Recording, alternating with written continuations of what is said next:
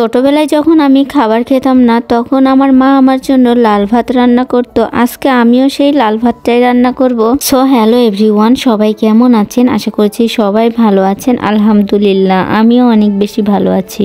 মা আমাকে ছোটবেলায় লাল ভাত খাওয়াতো, কিন্তু আমি বুঝতাম না কিভাবে এই লাল ভাতটা হতো। বোনা বলে যখন অনেক বেশি কান্না করতাম তখন আমার মা আমার জন্য এই তরকারিটা রান্না করত আর ভাতগুলো মাখিয়ে লাল করে ফেলতো। সেই আমি এতক্ষণ কান্না করতাম ভাত খাবো না বলে, যখনই আমি লাল ভাত দেখতাম তখনই তো খেতে বসে যেতাম। ছোটবেলার এই কাণ্ডগুলোর কথা মনে পড়লে অনেক বেশি হাসি পায় আমার এখন। ছোটবেলায় যখন আমি খাবার খাবো না বলতাম তখন আমার মা আমাকে খাবার খাওয়ানোর জন্য আমাকে কত রকমের যে বোকা বানাতো। এখন যখন মায়ের মুখ থেকে গল্পগুলো শুনি আমার অনেক বেশি হাসি পায় আর ছোটবেলায় ফিরে যেতে ইচ্ছে হয়। ছোটবেলার জীবনটা অনেক বেশি সুন্দর ছিল, কত দৌড়াদৌড়ি খেলাধুলা করে যে ঘুরে বেড়াতাম আমি। কিন্তু ছোটবেলার জীবন থেকে এখনকার জীবন অনেক বেশি আলাদা। এই যে আগে আমি এই খাবারগুলো খাওয়ার জন্য কান্না করতাম আর এখন আমি নিজেই রান্না করতে বসে পড়েছি। আমাদের বাড়ির গাছের এই পুঁই ফলগুলো অনেক বেশি পেকে গেছে, তাই মা বলল আজকে এই পুঁই ফলগুলো রান্না করব।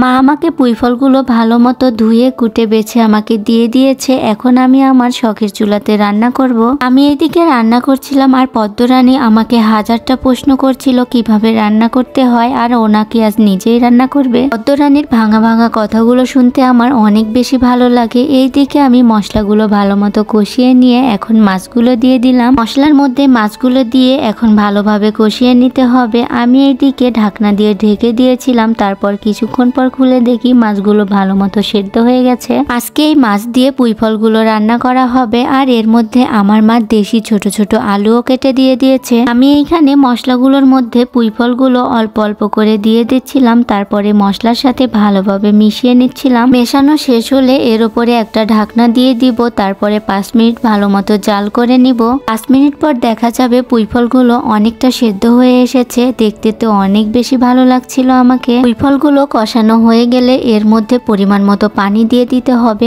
আমি এখানে অল্প একটু পানি দিয়ে দিয়েছি। আমি বেশি ঝোল রাখবো না, সেই জন্য অল্প একটু পানি দিয়ে দিয়েছিলাম। আর এইদিকে রান্না করাও শেষ। দেখতে এত বেশি সুন্দর লাগছিল, দেখতে তো অনেক বেশি লোভনীয় লাগছিল। আমার মা ছোটবেলাতে এই তরকারিটা দিয়ে আমাকে যখন ভাত মাখিয়ে খাওয়াতো বলতো লাল ভাত রান্না করেছি। এদিকে আজকে আমিও ভেবেছি আমাদের বাড়ির যে ছোট ছোট বাচ্চারা আছে তাদেরও আজকে আমি বলবো আমি লাল ভাত রান্না করেছি, কে কে খাবে চলে আসো। তরকারিটা যখন আমি ভাতের উপরে রাখছিলাম তখনই দেখতে অনেক বেশি সুন্দর লাগছিল আর খেতেও অনেক বেশি মজা হয়েছিল। আমার মতো কাকে কাকে লাল ভাত বলে মায়েরা বোকা বানিয়ে খাবার খাওয়াতো নিশ্চয়ই কমেন্ট করে জানাবে। আজকের ভিডিওটা এই পর্যন্তই। সবাই ভালো থাকবে, সুস্থ থাকবে, আমার জন্য দোয়া করবে। আল্লাহ হাফেজ।